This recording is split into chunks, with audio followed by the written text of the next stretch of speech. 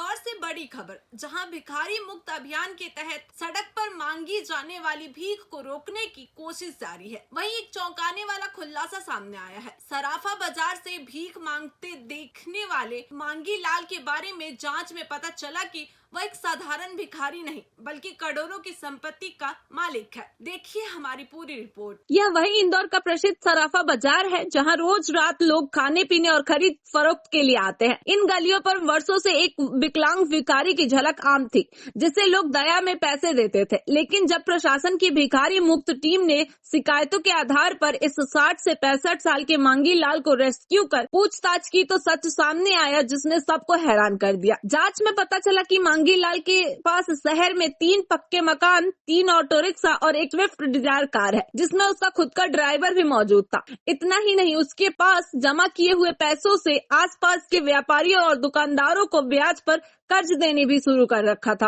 प्रशासन ने बताया कि वह रोजाना सराफा में घूम घूम कर पैसे मांगते हुए दिखाई देता था, जहां दया में लोग उसे 400 से 500 रुपए तक दे देते थे।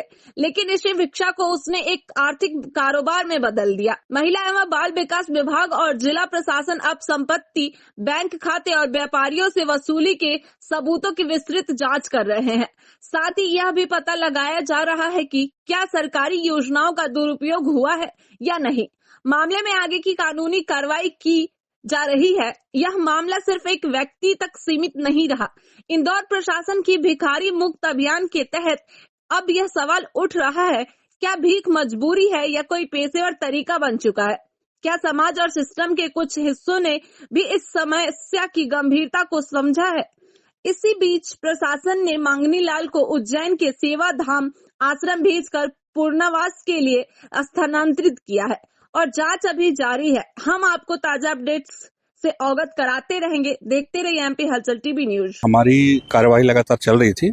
इसी दौरान हमें सराफा से कुछ लोगों की शिकायतें प्राप्त हुई थी, पहले भी हुई थी और हमने कोशिश भी किया था, पर हम उसको नहीं पकड़ पाए थे। अभी शनिवार को जब हमने कार्रवाई की तो ये व्यक्ति हमें पकड़ में आ गया। वो रात में 9:30 से 11 बजे तक लगभग ये सराफा में प्रतिदिन जाता था और मुख्य रूप से शनिवार, शुक्रवार, मंगलवार ये डे उसके फिक्स थे। और ये साइकिल में जो घिसटने वाली साइकिल होती है उसमें जाता था और भिक्षावृत्ति करता था।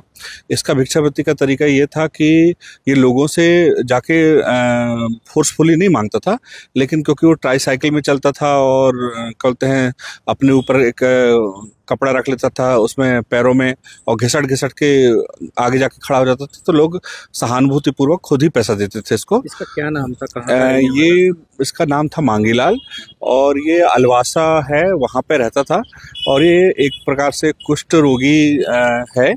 और इसने फिर जब हमने इसकी जांच वाच की तो इनके माता पिता भी हैं, वृद्ध हैं माता पिता, और 2 भाई हैं, लेकिन दोनों भाई अलग रहते हैं इसके। कितने सालों से सर पता से ये लगभग पिछले 8-10 साल से कर रहा है, ऐसा लोग बता रहे हैं, पर मांगीलाल का कहना है हमने 22 या 21 से चालू किया।